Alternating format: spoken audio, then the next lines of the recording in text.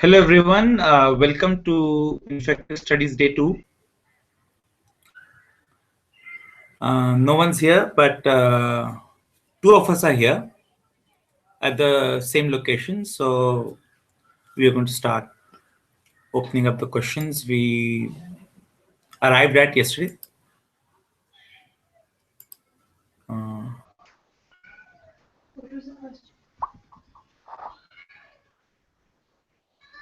So the first question that we wanted to hold yesterday was, besides looking at infection as a mode of dispersion, how do we use infection as a mode of learning?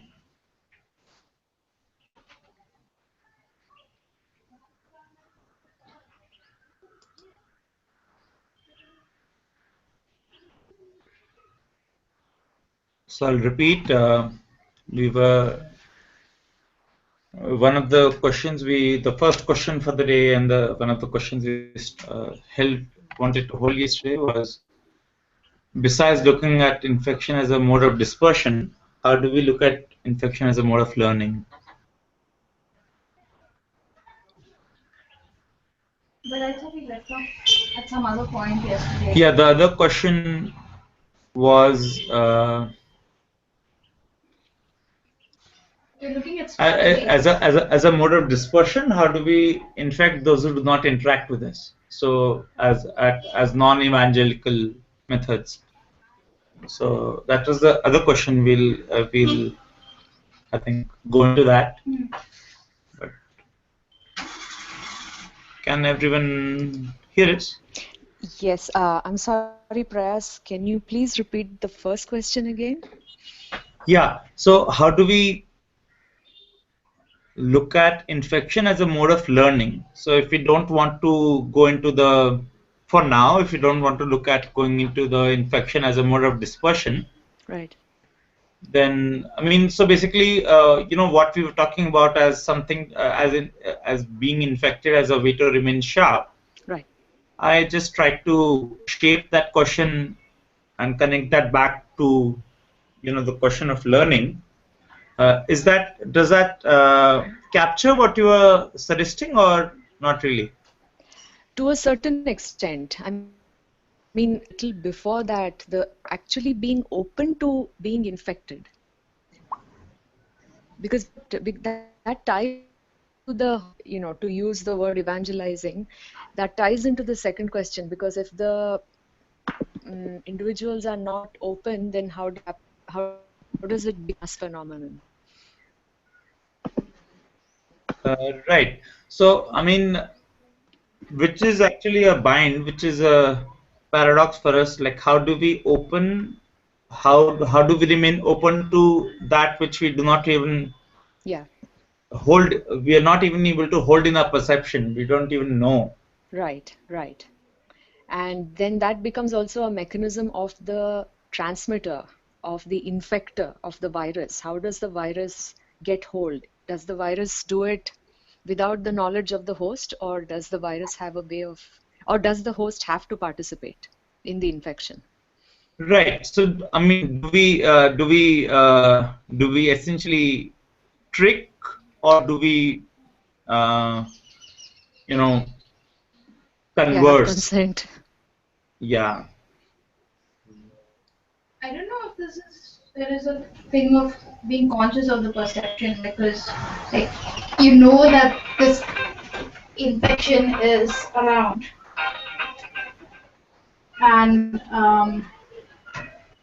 so when you know that the infection is around, how do you are open to it, and you still will take the risk. You'll go out there and expose yourself to it. No, but do you know that it's around? Exactly. What if you don't know? Because in refractive studies, we are looking at refraction as something which is an extension of what you know. So if you're looking at infection as something that will extend your knowledge, in that sense, really be the point of, really open, that means you're open to anything that is coming in your way. It could be infectious, it could be something that doesn't affect you at all. No, but so this is not a flip-flop, right? So in the sense, it's not a gate. So like knowledge is a, let's say, it's a pattern. So it's a gate, you're saying. I say it's a gate. It sounds like, sorry, it sounds like there are two mechanisms then. One is a situation where a host is open, and another is a situation where host is not open. Yes. And what would be the methodology for the virus then? Yes. Yep.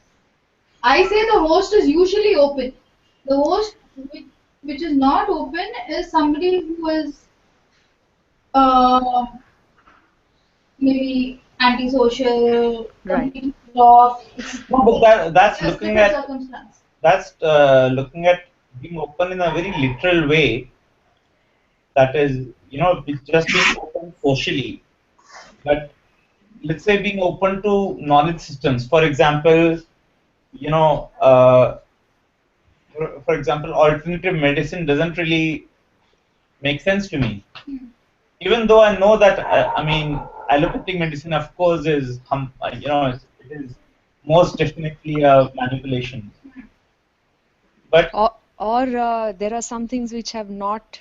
I mean, if we were truly, truly open, we would say that we don't know. How does it work? Maybe it works. yeah, but so I mean, so being able to accept and in that sense, I think respect that which Yeah, we do not understand fully. right. So in the sense, it might not really we might not really be able to parse it through terms of our model of knowledge, but that doesn't mean that it itself doesn't hold. That's what.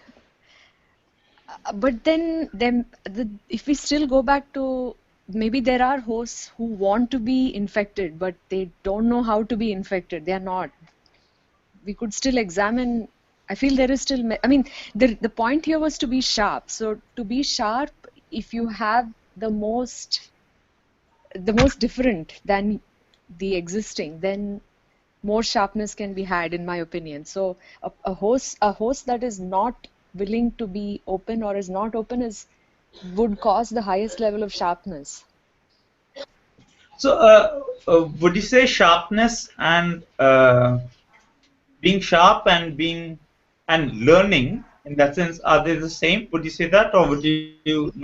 I would agree with that too. Yeah, I mean, I would say, yeah, being sharp is what causes learning, or And the other way around, yeah. yeah, So right. so then if you look at what you just said, and we replace sharpness with learning, Yeah. what does that do? So the host is willing to no, the virus is what wants to learn.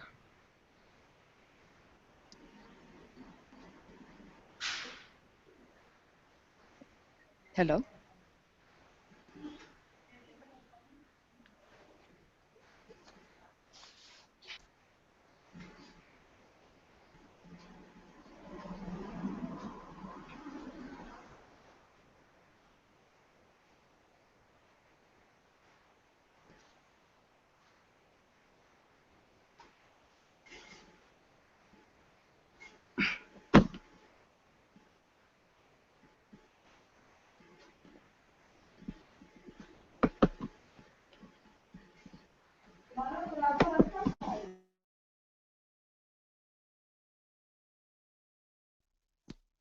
Hello?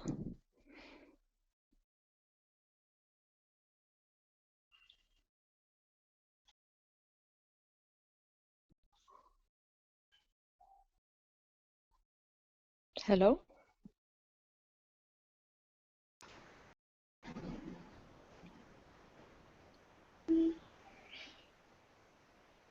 Hello, can you guys hear me?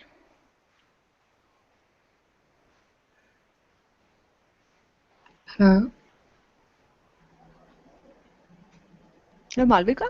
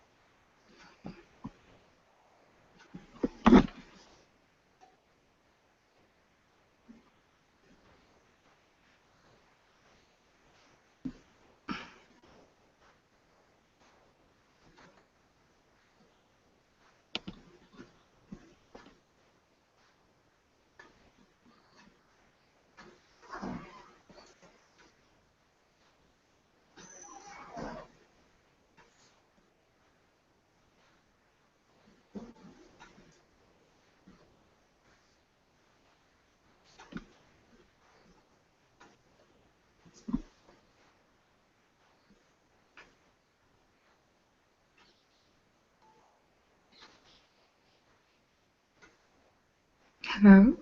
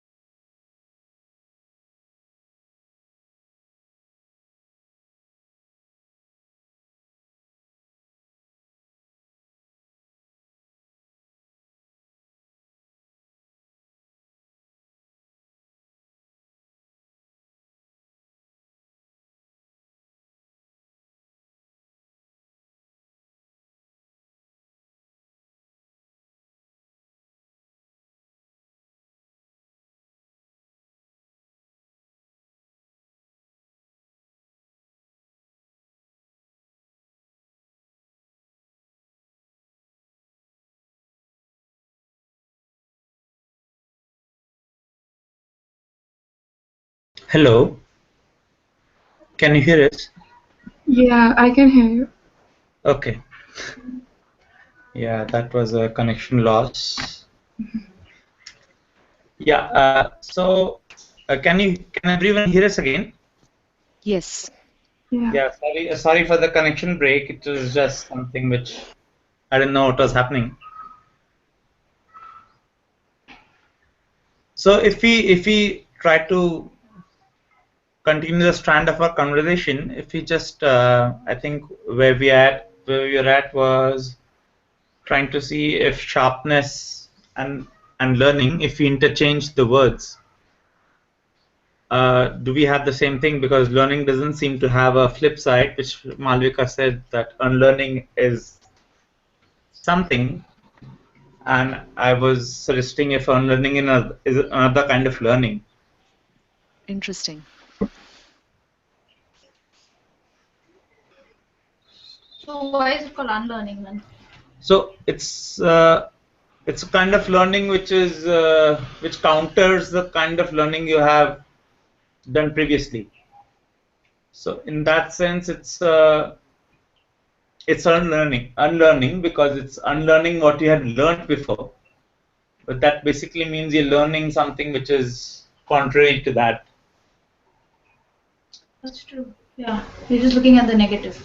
Yeah, we're looking at the as something which inverts it, which might not really be possible. So I don't know if we can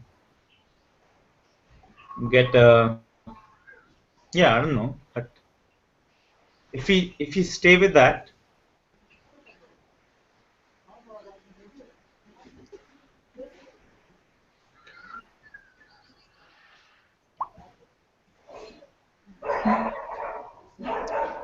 So what we just said was the virus learning. the virus learning, and also how does the host manage their own learning. So in that sense, I want to learn, but then how do I know what I want to learn? Right. And how do I know that this infection is going to help me learn something that I The need to learning learn? itself leads you to knowing what you want to learn because you find things and then you say, okay, I, I'll take this now and I want more of this kind. So the process itself, in some ways, is leading you or showing you direction.